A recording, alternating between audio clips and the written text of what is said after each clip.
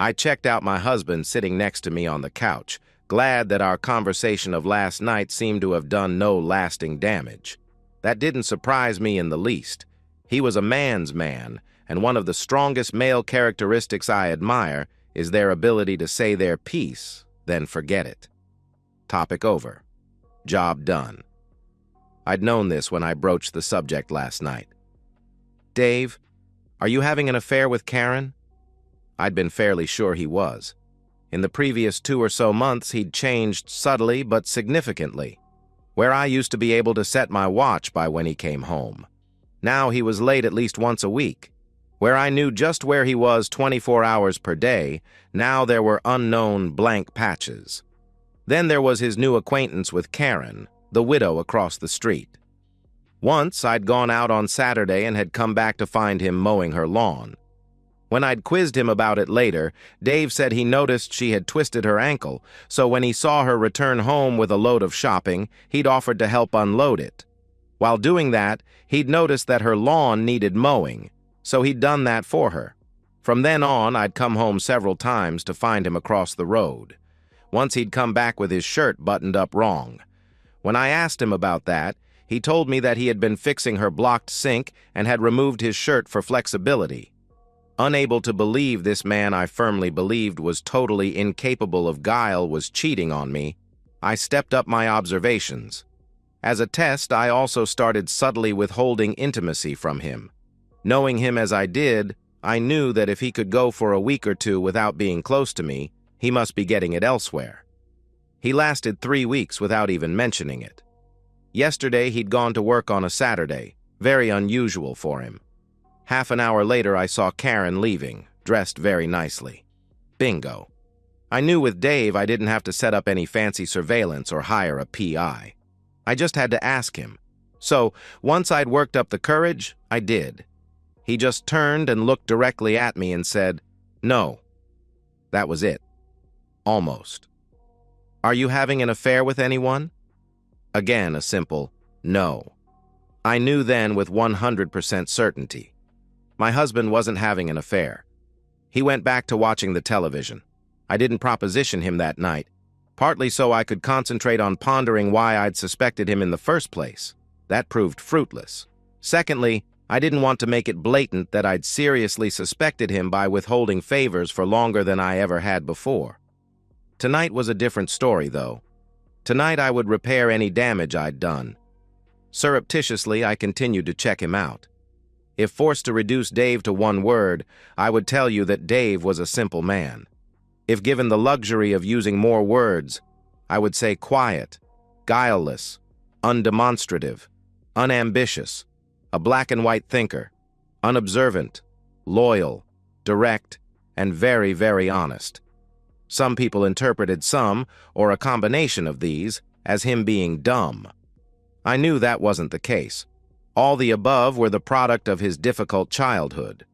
Harder to explain was the fact that there wasn't an ounce of malice in him. I apologize to my fellow metric lovers. It just doesn't sound the same saying he didn't have 32.2 grams of malice in him. Me. Well, I was just about the polar opposite. So why had we married 4 years ago? Simple. Opposites attract.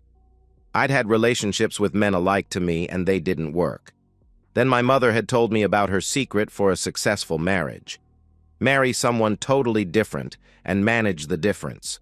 Use each other's strengths and cover their weaknesses with your own strengths. Dave and I had discussed this many times in our long courtship. He knew his shortcomings and wanted me to be completely happy with them before we committed. In the end, I had to propose to him. In short, he was my life partner, and I loved him dearly.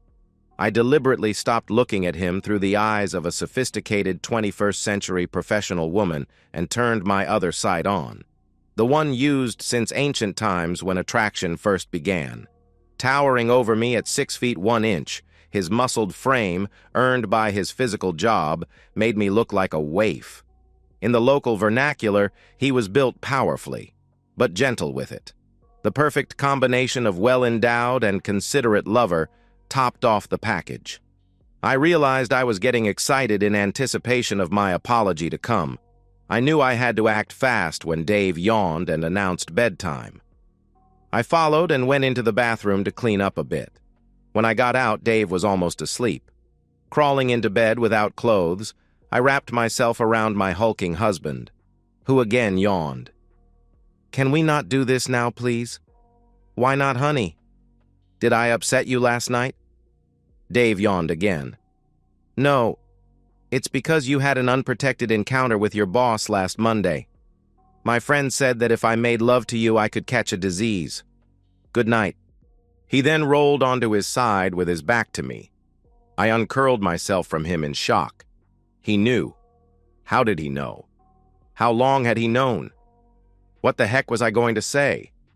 I was so sure this day would never come that I hadn't thought of any, well, excuses. I knew the justification that I had used at the start. There was a promotion coming up at work, and I wasn't totally confident that it was in the bag.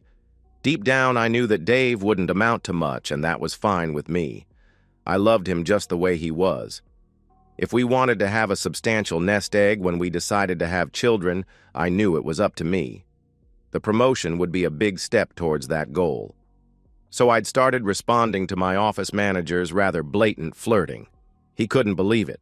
Within 2 weeks, we had gone from flirting to an all-evening encounter in a motel. I was quite proud of the elaborate plan I'd devised to get us both a pass for the night. I knew that I couldn't use that excuse to Dave, though. In hindsight, it might seem a little mercenary. In some lights, even promiscuous. After the first time, things had spiraled out of control a little. Believing that Carl and the promotion were in the bag, I'd thought our rendezvous had been a one-time thing. 2 things had made a lie of this. Firstly, having been with me, Carl had openly started flirting with Pamela, my main rival for the promotion. If Pamela decided to use her natural assets as well, then I was honest enough with myself to realize there would be no guaranteed winner. The second was the thrill of the experience, not the intimacy. That was just an act that even I had to admit wasn't nearly as satisfying as my love life with Dave. Heck, Dave had the home team advantage. 7 years of learning by trial and error, exactly what I liked. Besides, very few men are as gifted as Dave in my experience. No, I realized, it was a different kind of thrill.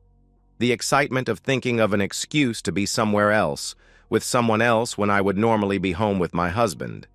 Thinking of all the possible scenarios to explain where I was if he became suspicious of any one aspect of my story. The meticulous cleanup before I dared come home.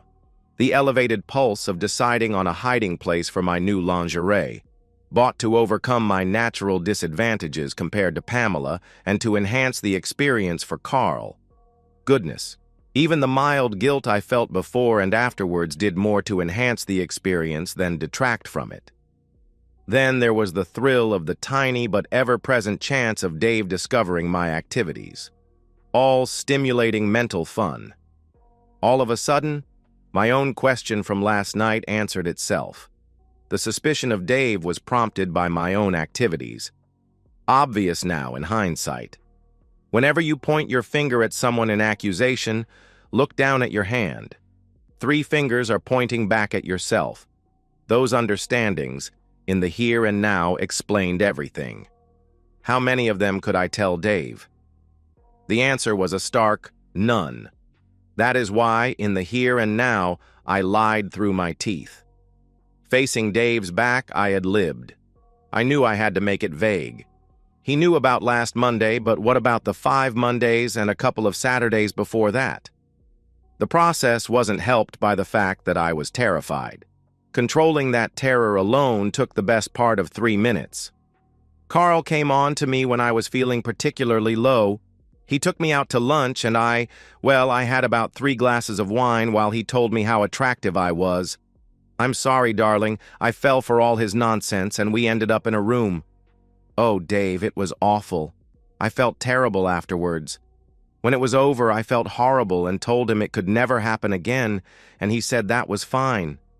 It was so hard not telling you that I'd fallen and been unfaithful, but I wanted to protect you from the hurt. Really. Then the next week he came up to me and just announced that we were going to do it again that night. I said no, but he threatened to tell you and get me fired. Oh, Dave, what could I do? I knew if I made a complaint and it came down to his word against mine, I would probably lose. I hate to say it, Dave, but recently I stopped telling him to go away when he flirted with me. I always had before. That must have encouraged him.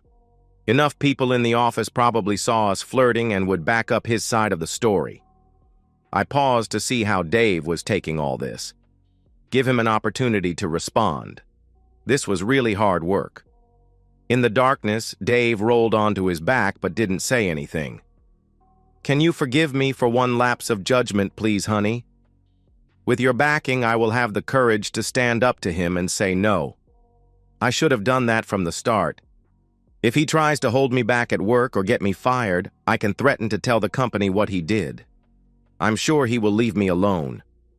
Oh, darling, please forgive me, and I will spend the rest of my life making it up to you. I will never flirt with another man again as long as I live. I know it can be fun, but I now know it can be very dangerous. Please. I'd heard that a good interrogation technique was for the questioner to just remain silent and wait for the suspect to fill the silence with ill-thought-out rubbish and condemn themselves. I couldn't believe my darling Dave was smart enough to do that, though. I shut up anyway. To be honest, I'd run out of things to say. I waited for my fate to be announced from the silence of the other side of the bed. There was absolutely nothing. He must be really thinking deeply, which was a positive, wasn't it? No knee-jerk reaction from him. The only sound was the pounding of my heart in my ears, until I heard a soft snore beside me. The man was asleep. Had he heard nothing? That was kind of good. It gave me time to think of more convincing excuses. But it also gave me another problem. Not only did I now not know exactly what he knew about me and Carl, but I didn't know how much of my explanation he had heard. At what point could my recent excuses stop and new ones start? I spent most of the rest of the night scheming, only falling to sleep exhausted after 4 a.m. I staggered awake the next morning, feeling great as you can imagine. Dave always left for work before me and got home earlier. I debated letting him leave without speaking, but let fear drive me downstairs. He was just finishing his breakfast. Unusually, there was nothing set aside for me. I sat down opposite him at the kitchen table. Good morning, Sue. That was it. No kiss, no darling, no loving smile. Sweetie, what did you think of what I said last night? Sorry, Sue. I told you I was really tired. Thank God for that. It gave me a clean slate, an opportunity to ditch what I'd said, which even to me in the clear light of day sounded pathetic. Well, darling, I'm sorry, Sue. I have to get to work. Don't want to be late. He got up, grabbed his bag, and left, leaving me with absolutely no idea where I stood. I somehow managed to stagger through my morning routine and get to work only slightly late. I was so tired. At the first opportunity, I went to Carl's office to give him the good news. To say he took it badly would be an understatement. Selfish person that he was, he could only seem to focus on what it meant for his own marriage. I knew his wife had been away for about 2 weeks with their kids, visiting her mother. He seemed to settle down when I told him that Dave didn't have a malicious bone in his body and would never tell her. Perhaps too well. Within a minute, he had asked me when we could get together again. His flagrant disregard for my marriage was sickening. I told him it wasn't going to happen in the foreseeable future. Instinctively, I stopped short of saying, never again. I was finally back to my normal habit of thinking 2 or 3 steps ahead. I really wish I'd done that 6 weeks ago. Then maybe I wouldn't have been in this terrible spot in the first place. I somehow made it through the rest of the day. I parked around the corner from our house and rehearsed my speech. I'd decided to gently probe to make sure Dave hadn't heard anything last night. Then, once that was confirmed, launch into my new defense. I also anticipated his 2 or 3 possible responses and decided how to modify the plan once I saw which he was going to use. Satisfied, I drove the rest of the way and confidently strode into the house. Dave was sitting at the table finishing his dinner. I stopped in bemusement, then continued on and kissed him on the cheek. I knew he had to be confused and would appreciate as much familiar routine stuff as possible. "Hi, honey. Why are you eating so early? Did you make some for me?" "Well, it's Monday. You normally sleep with your boss Monday and don't have dinner here." 14 words to screw all my carefully laid plans. I was right back to ad-lib territory again. But sweetie, now you know I won't be sleeping with him ever again," was all I could think to croak. "Why not?" "Because I love you." The expression on Dave's face I can only describe as blankly quizzical. He was silent for a moment, then shook his head. "Then why did you sleep with your boss?" For a simple man, he had zeroed in on the one question I had no answer for. Well, not one I could share anyway. God knows I'd tried hard enough to think of one. As I stood there stunned, the introduction to the TV news started. Dave cleared his plates, then went and sat in his favorite chair. I was grateful for the chance to think, so I let him go and made myself some dinner. Distracted by my planning, that task took almost an hour. I joined him in the lounge about 5 minutes before his favorite show finished. I sat at his feet and put my head on his knees, but facing away from him. I was not at all sure I could look him in the eye and lie. I was just getting into my stride with my new rationalizations when his show finished and he abruptly stood up. "Where are you going to, Dave?" "I'm going to the toilet, then I'm going over to Karen's. She has some rats in the ceiling and I said I'd put some traps down. Then I'm going to do some other jobs she needs doing." He walked towards the toilet. "But Dave, have you been listening to a word I've said?" "No, Sue. You know I like that show." I waited while he used the toilet and came out. "When are we going to talk about this, darling? When are you going to let me explain? If I can't explain, then how are we going to get past this? How are you going to be able to forgive me and let us move on together?" This brought him to a standstill. He stopped on his way towards his workshop and turned around, shaking his head like he was trying to clear it. "Move on together." "I'm a bit confused, Sue. Aren't you going to be with him now? I presumed you loved him more than me and would want to be with him rather than me." "But I don't love him, honey. He meant nothing to me. Nothing at all. I love you, Dave. I always have and I always will." Dave looked at my pleading face and shook his head again. Like I wasn't putting my words in a format that they couldn't get in his head, and he was trying to readjust his brain. "Then why did you sleep with him?" I suddenly realized that there may never be an answer to that question. I stood and watched him as he gathered up some tools and walked out. An hour later, a snippet from his words of the previous night slipped into my mind. He'd said, "My friend said that if I made love to you, I could catch a disease." Obviously, that friend had to be Karen. I knew of no other potential friends. Dave either worked or hung around with me. That last fact twinged my conscience greatly. I was his only friend, and I'd knifed him in the back. I buried that deep, then resolved that the fight back would start now. I stormed out the door and across to the husband-stealing woman's house and pounded on her door knocker. She greeted me like a long-lost friend, immediately thanking me for lending her my husband. Taking me in to where Dave was regrouting around her bath before offering me a cup of coffee. She then bombarded me with chatter.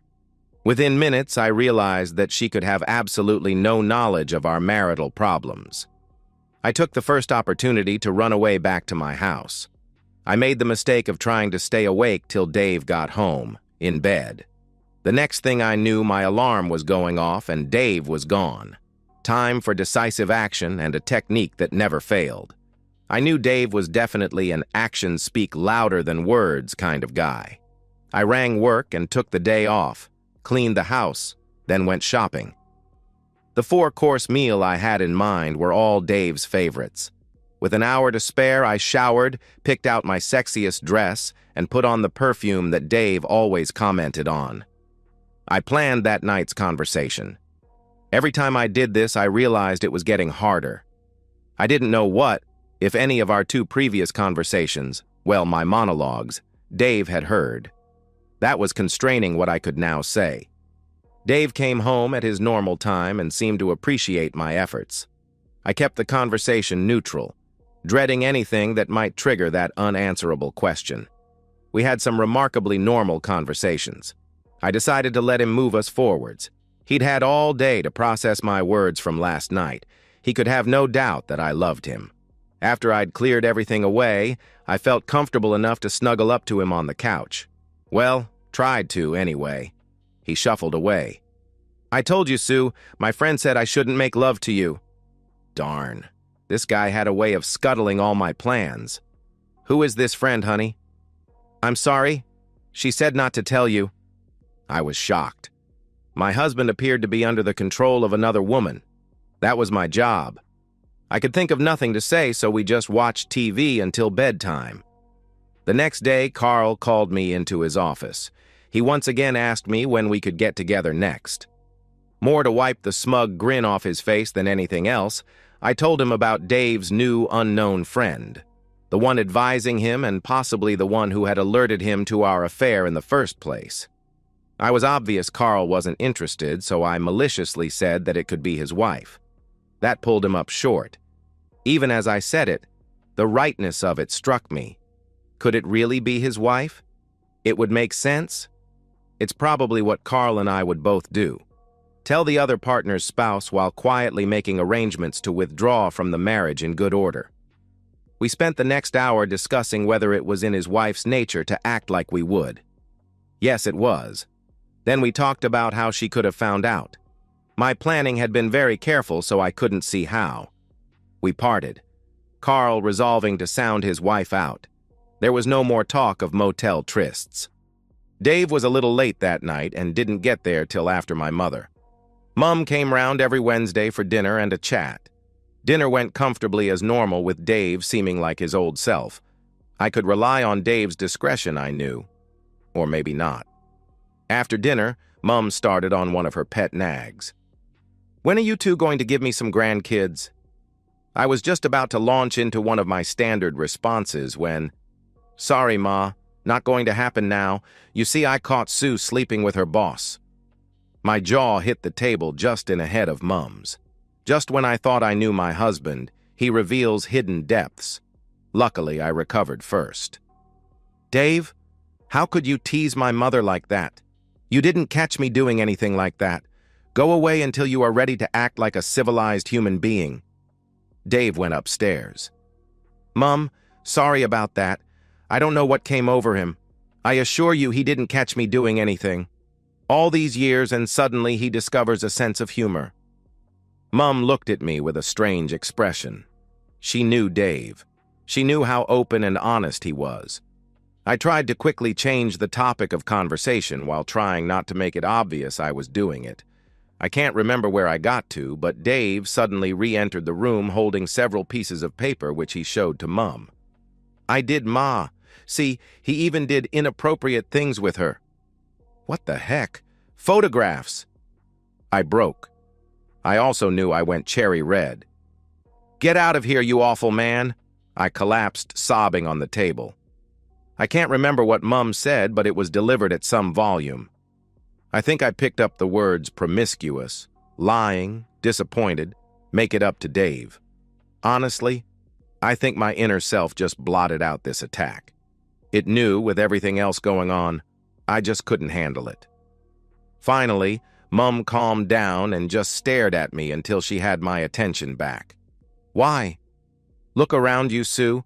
You have a nice job, a nice car, a nice house, and until now a husband that doted on you. Why did you throw him away like that?" "I didn't throw him away, Mum. We're just having a tiff, that's all. He knows he will never get anyone like me ever again. He wouldn't dare leave me over this." "If you say so, Sue. But I know men and I know your Dave. I tell you, girl, he's gone. So answer the darn question. Why?" I just couldn't accept her theory that I no longer had control over my married destiny. She had to be wrong. But I had to suppress that right now. I had a decision to make. Did I tell my own mother further lies, or did I test drive the truth on her? My self-confidence had been so shattered in the last 3 days that I opted for the truth. Well, Mum, I originally slept with my boss 6 weeks ago to snaffle a promotion. I know Dave will never amount to much, so I knew it was up to me. Yes, we have a nice house and stuff, but we only have about $50,000 in the bank. Children cost money. After I started, I kinda got hooked on it. That reminds me, the promotion is supposed to be announced this week. When I get it, it will be worth an extra $40,000 a year. Even I realized how shallow the truth sounded, so I stopped at this point. What do you mean Dave won't amount to much? He got that promotion to foreman, 4 or 5 weeks ago. He took me out to celebrate.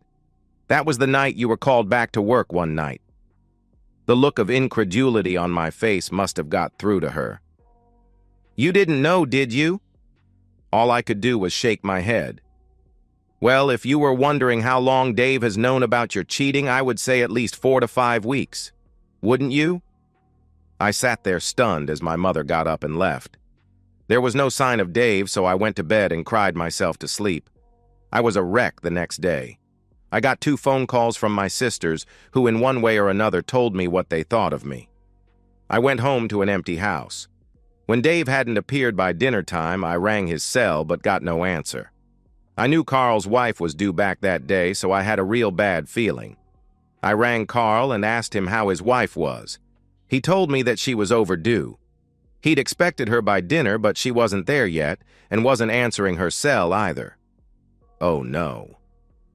Dave crawled into bed at about midnight.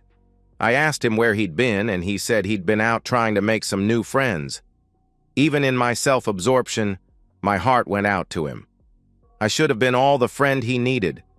I couldn't bring myself to say anything. I still had no idea what to say. The next day, at work, I got a call from one of our mutual friends, Julie. She wanted to know if the rumors she'd heard were true. I pretended to not know what she was talking about. She didn't push it.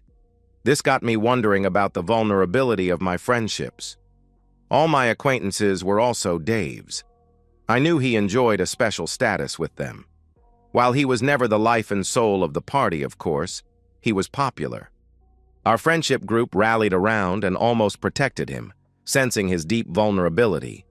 Sure, if they needed a kidney, they wouldn't ask Dave. But then they wouldn't have to, would they? If they needed a kidney, then Dave would be lining up outside the clinic doors before they even opened. Now I thought about it. If push came to shove, I had no idea whose side most of our friends would take. I took the rare step of ringing Dave at work. Dave, have you told any of our friends about me? I might have, Sue. How could you do that to me, Dave? I'm your wife. Why shouldn't I have, Sue? Well, if you go around saying I slept around on you, our friends may think I'm an adulterous person. Didn't you want them to think you're one of those adulterous people? No, of course I didn't. Then why did you sleep with your boss? Darn. Could things get any worse? My mother and sisters weren't taking my calls. I was in danger of losing all my friends, and my husband was behaving like an absolute jerk. I still couldn't believe that Mum was right and my marriage was over. Things weren't that desperate yet. I was musing all this when the receptionist came around announcing that there was a senior staff meeting in 10 minutes. Yes, you guessed it. It was to announce the promotion of Pamela. I waited for all the ruckus to die down, then with steam coming out of my ears went to Carl's office and closed the door. What the heck, Carl? That promotion was mine. I earned it. Carl squirmed in his seat. Sue, you were the front runner for the last 3 months, but when they pressed me this morning, I had to say, Pamela, I'm very sorry, Sue. Why did you have to give that woman the job? Well, my wife got back last night and she was almost normal, except she kept looking at me kind of funny. If I had to guess, I'd say she's heard whispers but doesn't have enough to confront me. I thought if I promoted you, it may sort of confirm those rumors. The best way of throwing her off the scent was to give the job to Pamela. Don't worry, Sue. There'll be another vacancy within 2 years. Fighting the urge to jump the desk and throttle the smug jerk, I just said through gritted teeth, In 2 years' time, I will be off having babies. Then I walked out. No one commented on me leaving early, misinterpreting it as being devastated about being passed over. At home, there was a message from Dave to say he wouldn't be home till late. That was a relief. I desperately needed some time to think. I got a corkscrew and opened a bottle of thinking aid. Then I tried to arrange my problems in order of magnitude. The conclusion was simple: fix my marriage and regain friends and family. If Dave forgave me, then my friends and family would also. I hope. I was fortunate in that I didn't think Dave has listened to any of my excuses to date, but I still had no idea what he actually knew. But now I had a source to help me with that. If I could find where he had those photos, there might be a PI report or something.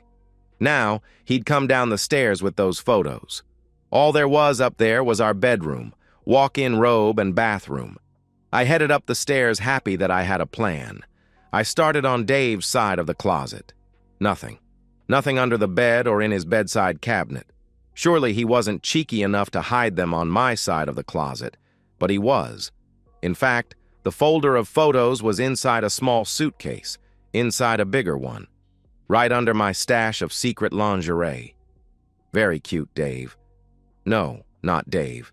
That was impossible. Outrage struck me. She had been in my house, but who was she? Dave was home about an hour before me usually. Is that when they talked? The only woman who had been here when I got home was my sister about 2 weeks ago. It was very uncomfortable looking at the photos. A full-color reminder and rubbing in of my disloyalty. All the photos were from one session, but which one? All motel rooms looked the same. I tried to get a clue from the depicted action. All the things they showed Carl doing with me and me with him, we'd been doing since the third Monday meeting. So that narrowed it down to the last 3 Mondays and 1 Saturday. My money was on the last meeting, though. What had triggered Dave revealing he knew my secret? My proposing intimacy. All of a sudden, my 3-week abstinence came back to bite me. Why not? Everything else had. Funny, there was no PI report or any other clue how I'd been discovered. The action of putting the photos back in the envelope, then taking them down to the fireplace to burn them, triggered a thought. Something about her choice of hiding spot tugged at my perception. Why was it so significant? It hit me halfway down the stairs hard enough that I stopped. It was a deliberate, calculated act. A declaration of war. Within the minutes it took to burn the photos, I returned to thinking who could have tipped Dave off and caused him to hire a PI. Or was it someone else who had hired a PI and given him copies of the photos? That could only mean Carl's wife. That spurred another idea. If Dave had hired a PI, then there had to be a money trail. I hit the filing cabinet, but the latest statement was 2 months old. There was a week-old credit card bill, though. No big items on that. I logged onto our bank's website and downloaded a current statement. I started looking about 6 weeks ago. The statement just showed daily spending and our salaries going in with the balance steadily increasing. I did notice that as of 4 weeks ago, Dave's pay jumped over $1,000 a fortnight.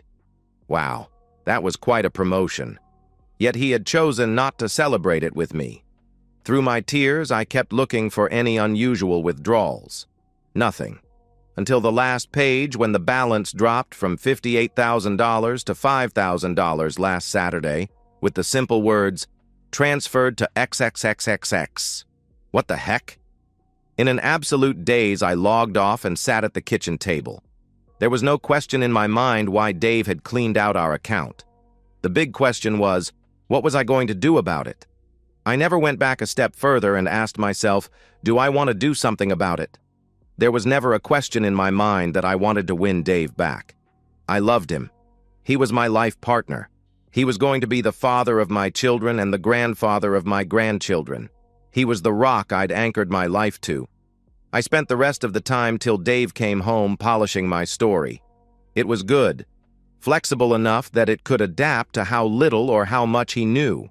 It had its roots in the "I was seduced by a master at a vulnerable time" story, but had evolved impressively since then. The plan was, explain away my behavior then hit him with a full court press of attractive womanhood. Make him realize what he would be missing out on. In short, seduce him back. I got stuck on one point. He was obviously being influenced by his friend. Who was she? How good was she? What were her motivations? Maybe I needed a PI.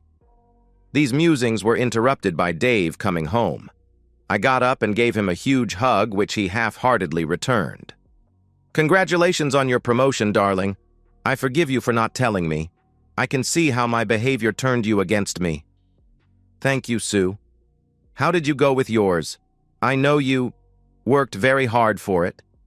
This guy just had a way of scuttling my plans, and with such naive effort. How did he know about the promotion? "Oh, I missed out.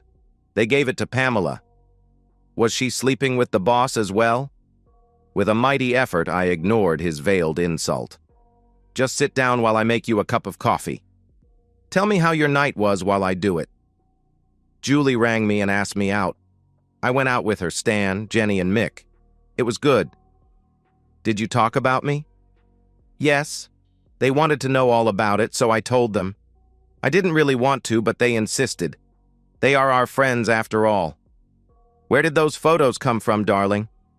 "Ah, my friend gave them to me." "Is this a new friend, sweetie?" "Yes." "Is she a friend from work?" "No." "Well, just so you know, I found them tonight and burnt them." Dave's eyebrows lifted. "I burnt them so they won't get in the way of you forgiving me, Dave. I guess the place you found them means you also were planning to go out tonight?" Fighting the urge to shout with every fiber of my being, I formulated my answer. He'd just presented me with an opportunity to do a little probing. "No, I told you. That will never happen again. To be truthful, I don't know why I went back for a second time. He's not very good at things. Not like my wonderful husband." I reached over and stroked Dave's leg. "Then why?" I know. Why did I sleep with him? I'll tell you later, lover. But first, I have some more questions. Dave, where's the money? I went and checked out our account. There's over $50,000 missing. Yes, I know. I put it in another account. But why Dave? What are you going to do? I've already done it. My friend said that when we get divorced, even though you cheated, you get half the money. That just doesn't seem to be right. She suggested I put the money somewhere safe for when I leave. I went to see a lawyer, and he said it was illegal, but if I went overseas for 7 years, there was nothing you could do about it. Something about a statute of limitations or something. I've got a job in Vietnam. I leave on the 31st. Normally, I would have found his mispronunciation of statute kind of cute. Not today. But that's only 5 days from now. If you go and take all the money, I'll have nothing. You'll still have your boss. But I don't want my boss. Then what did you sleep with him for then? God. This was like arguing with a very persistent, single-minded child. As rattled as I was, I knew I had to think quickly. 5 days, including the weekend. That would be enough time just to get a court injunction to at least save the money. But did I want to devote all my time and energy doing that when I just wanted my husband back? No, I didn't. If I spend the energy keeping him away from his advisor, this friend of his, then I'm sure I can bring him back into line. Dave, you keep asking why I, had relations with my boss, Carl, and I feel I owe you an explanation. You see, about 7 weeks ago I was feeling low and Carl was always trying. I'm sorry, Sue. I'm really tired. Can we do this some other time? When Dave. This is really important. If I don't tell you why it happened, then you can't forgive me. If you don't forgive me, then we won't have a future. If we don't have a future, then I won't get to have your babies. I hadn't planned on using my ace right now. I'd intended to use it when things got really desperate. Too late now, though. It was out. You want to have my babies? Yes, darling. I love you. All of you. And no one but you. I want to grow old with you. Nurse you when you're sick. Stand next to you, holding your hand, when our children are baptized. Sit in the church with you when they get married. Get buried next to you, Yes, David. I want to have your babies. Finally, I could see that I'd got through to him. The emotions flickered across his eyes. I stifled a smile of triumph and waited for him to respond. A tingle went through my groin in anticipation of the make-up intimacy to come. Then why did you sleep with your boss? Ah! This broken record was getting unbelievably frustrating. By the time I'd got my blood pressure under control, Dave was in bed. Not making the same mistake as last time, I very quickly brushed my teeth and joined him. When will you listen to me, Dave, tomorrow? No, not tomorrow. We have that market you wanted to go to tomorrow morning. The party at Julie and Stan's place tomorrow night, then church on Sunday morning. How about Sunday afternoon? I really would like to know why Sue. Was it possible to get more confused? He had just described the weekend of a married couple, not one of someone about to terminally abandon his spouse. That could only mean yes. I'd got through to him with my words before. He'd just needed time to process them and had asked me his dumb, standard question out of reflex. We were on the road to recovery. I had the best night's sleep I'd got all week. The next day, I got up early and made him a lovely breakfast. He didn't turn away when I kissed him after delivering it to him. He held my hand as we walked through the market. I knew he hated these things. At the outdoor party on Saturday night, I'd swear nobody knew we were even struggling. I kept my arms round him most of the evening. I did notice groups of whispering friends trying to cut him out and get him alone, but I wasn't letting go. There were a few new girls there that I didn't recognize. I watched how he interacted with them to see if there were any clues that one of them was his new friend. Nothing. We were both extremely mellow when we got home. Dave even had the taxi stop at a corner shop on the way home and went in and bought some things. What they were came as the biggest, most pleasant surprise later on. I was feeling so good that in bed later I reached over and touched his hand. To my absolute surprise, he didn't reject me.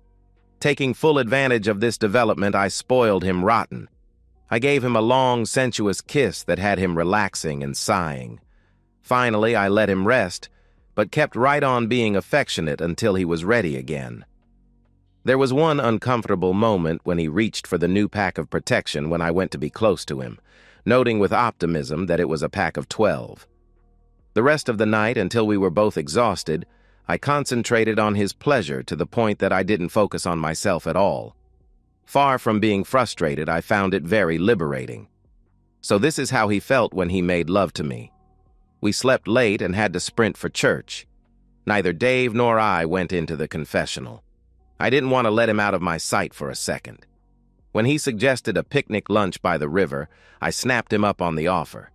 We chatted about his new job, the state of the world, everything. Except our relationship. He didn't raise it, and neither did I. Why ruin a good thing? Sunday night was a movie as we snuggled on the couch and a rerun of our lovemaking of the previous night.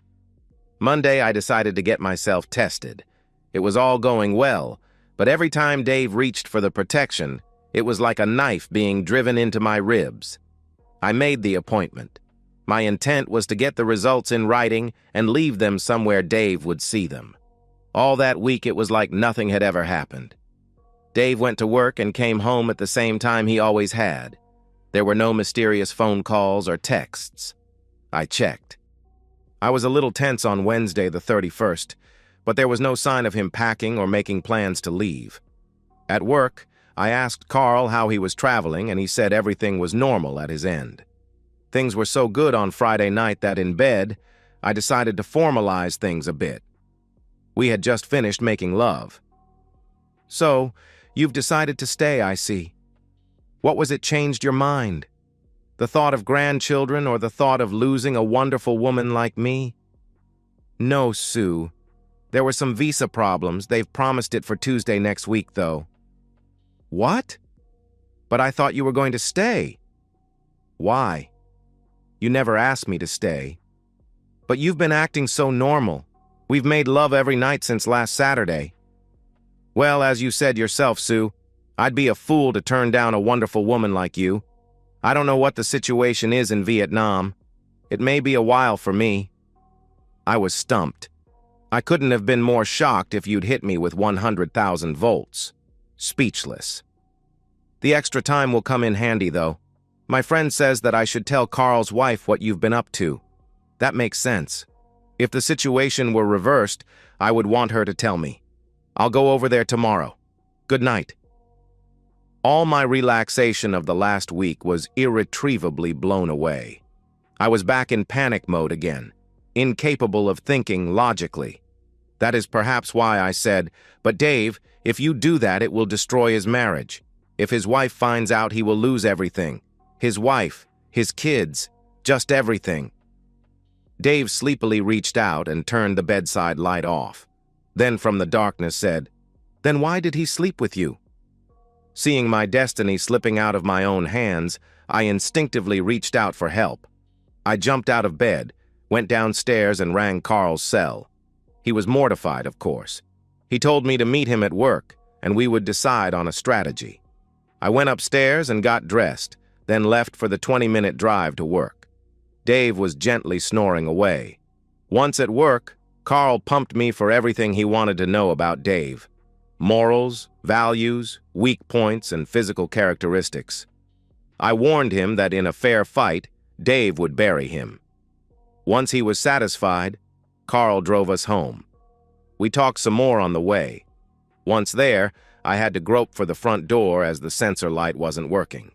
I went upstairs to rouse a grumpy Dave while Carl waited in the lounge. When we came down, Carl was obviously as nervous as could be and stood well away from the strong man that was my husband. He begged and pleaded with Dave, using my information about Dave's soft spots to appeal to his conscience. I think it was the idea of ruining the lives of Carl's children that finally got through to Dave. That's when he softened and promised not to tell Carl's wife. Carl was obviously joyfully relieved. For the first time, he approached Dave to shake on the deal. I felt oddly disappointed. The handshake went on for far longer than usual. I looked down at the joined hands and saw Carl's hand was going white, not as white as his face when I looked at it. Finally, he gave out a low whimper which broke the contact. He vigorously rubbed his fist. I told Dave that I would get a lift back to my car and led Carl out the door. Dave walked towards the kitchen but asked me over his shoulder, "Sue, can I have a word with you alone, please?" "Sure, Dave." I told Carl to wait for me in the car, then returned to the kitchen. Dave was hauling on a rope which led through the open window. About 5 seconds later, there was a slap sound outside, then an oath. "Sounds like Carl has tripped over." This bizarre sequence of events triggered about 1,000,000 questions, but Dave got in first. "Sue, I want you to imagine you are in a bar and a guy comes up to you and offers you $2 million to sleep with you. What would you say?" I knew I wasn't in the right frame of mind to think logically, so I tried to avoid the question. "Really, Dave? Do we have to play games now?" "Just humor me, Sue." "Well, for $2 million, I'd say yes." Think about it, Dave. $2 million means a flash car, a flasher house, country club membership, status, and a family with no money worries. Okay, Sue. Thank you for your honesty. Now, if the same guy asked you for favors for $20, what would you say? I would tell him to go away and ask him if he thought I was a prostitute. Look, what's this all about, tell me? Do you know what he would say, Sue? I sighed. No, I have no idea, Dave.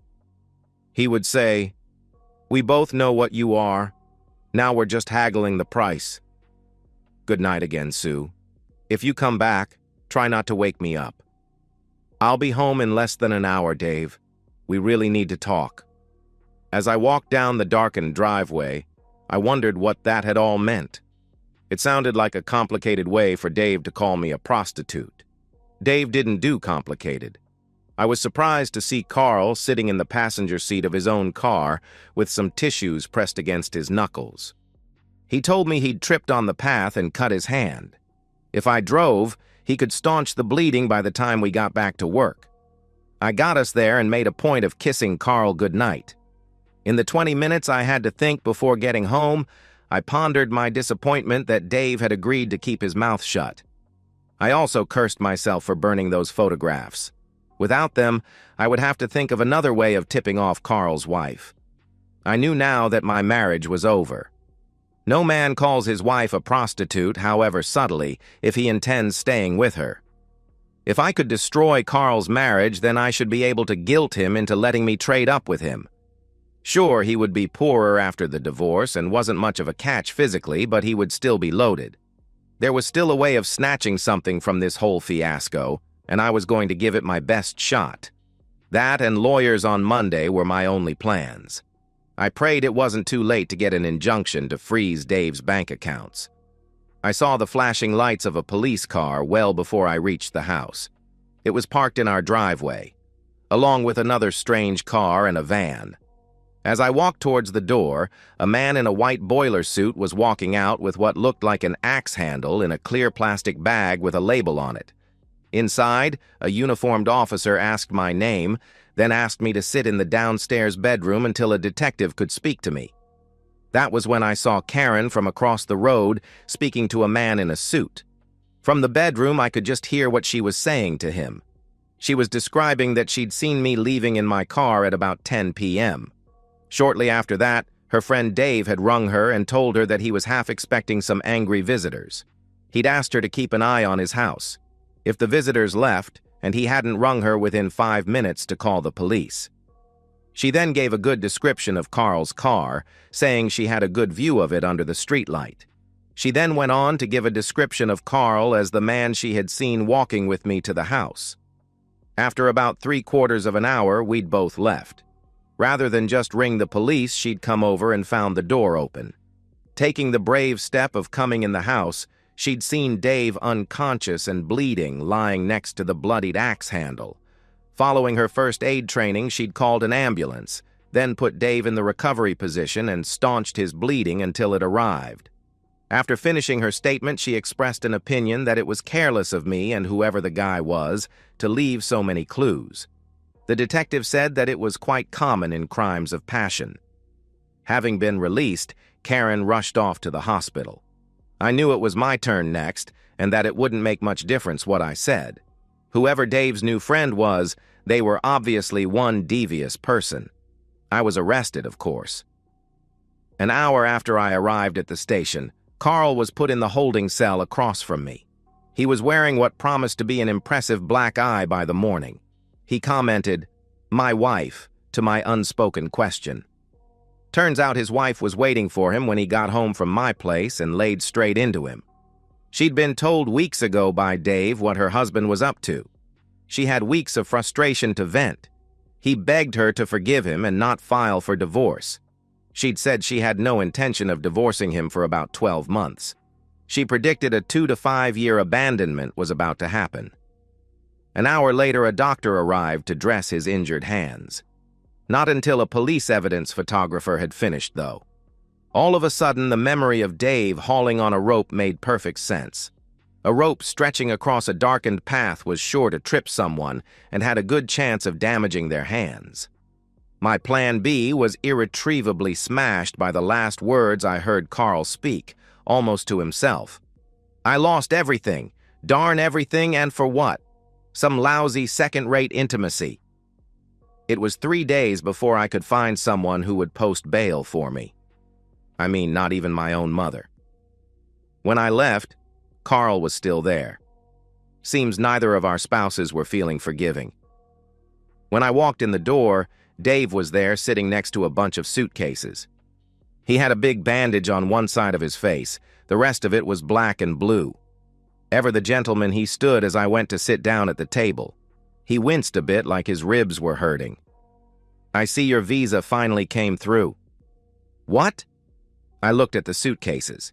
He followed my glance. "Oh, those. No, they're yours." "Why do I have to leave if you're going to Vietnam in a few days? Can't I stay here? I have nowhere to go. I certainly won't be able to afford anywhere else. My job is toast for sure." Dave just looked at me with an expression almost of pity. "I was never going to Vietnam, Sue. That was just to put the pressure on you and back you into a corner." While I digested what that meant, Dave was absently rubbing the side of his face. Darn, that woman can swing an axe handle. Who, Karen? No, Carl's wife. She's only a slip of a thing, but boy can she hit. I reckon she used to play baseball. She is your friend, I presume, Dave. No, there was no friend, Sue. Then who? A deadly surety hit me and stopped that sentence dead in its tracks. I told you right from the start, Sue.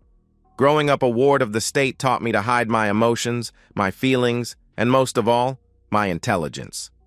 Kids showing any of those just got eaten. By the time I'd grown up, it was just second nature. Then I found that by appearing dumb, people constantly underestimated me, and it gave me an advantage. I thought you saw through all that, though, Sue, but I reckon even you got simple and stupid confused. Statute of limitations indeed. I looked up and saw the grin on his face as his words from last week registered on my memory. This was amongst the longest speeches that I'd ever heard come out of his mouth. I recognized the truth in what he was saying. I realized that I'd been totally outclassed by someone who was far from unintelligent. No, there never was a friend, Sue. I knew you were so sure that I was incapable of doing any of this myself that I invented one. Funny, it was imaginary friends that got me through my childhood as well. Who was this guy? Also, for the record, dear, there never was a lawyer. Smart people don't use lawyers in divorces. They feed on conflict. The more conflict there is, the fatter they get. So they create conflict. They get fat, everyone else gets hurt. He gave me the courtesy of letting me absorb all this. It took a while. So who told you I was, stepping out? There you go again? No one told me, Sue. I worked it out all by myself.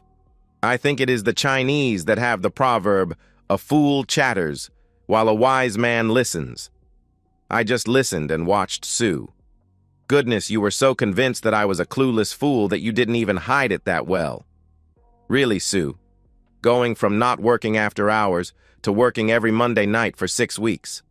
Oh, and 2 Saturdays as well. Coming home from work freshly showered, then not letting me near you. The respect you had for me was awesome, wasn't it? And the photos? Little old me again, I'm afraid. You know, you really should check the curtains are closed when you're misbehaving in motel rooms. I couldn't help thinking of one of the junior managers at work. He made sure to always spout out the latest management catchphrases. His latest one was, paradigm shift. I realized that was what I was struggling with now. Getting my brain to go from believing I'd married a slow-thinking, non-complex man, completely free of guile, to what? Someone who had outmaneuvered me at every turn. That took a while as well. But you never gave us a chance, Dave. I was the only one fighting for our marriage. You never even considered forgiving me, did you? Of course not, Sue. We discussed it so many times, didn't we? What did you call it? Our one strike and you're out policy. But you never even gave me a chance to explain. You never listened to one word I said. Just came out with, then why did you sleep with your boss, till I wanted to strangle you? Yes, I know, Sue. Infuriating, wasn't it? But it bought me the time I needed to get everything in place and to back you into a mindset of getting Carl here for the showdown. And I did listen to you, Sue, every word you said. In bed that first night, in front of the TV, every word. I kept walking away when I couldn't stand your lies. They just killed me. I dropped my eyes in absolute shame at all the memories. In all your speeches, the ones you gave me and I'm guessing the ones you rehearsed in your head, there were 2 things missing, Sue. The truth and any sign of remorse. Could I feel any lower? The only time I think I heard the truth was when I eavesdropped on your conversation with your mother. That was enlightening. I couldn't take any more. I got up and walked towards my suitcases. Dave got up to help me, but I told him to rest his ribs. You know, Dave, you really had me going when you made love to me that whole week. I really thought we were okay. Hey, what can I say? I'm a guy, remember? Plus, you have to admit, it distracted you from going to the lawyers, didn't it? Just on that point, if you ever feel like companionship, you know where I live. If I'm not in a relationship, I'm sure we can work something out. I picked up my bags and walked outside to my fate, turning just once to look back at my simple husband. And so, we've reached the end of today's story. Was it what you expected, or did it take a twist you didn't see coming? I'm curious to hear your thoughts. Share them in the comments below, and let's get a conversation going. If this story kept you hooked, make sure to hit that like button. And if you're new here or just haven't subscribed yet, now's the perfect time to join our community. I bring you fresh, captivating stories every day, so click that subscribe button and turn on notifications so you never miss out. Thanks for watching, and I'll see you in the next one.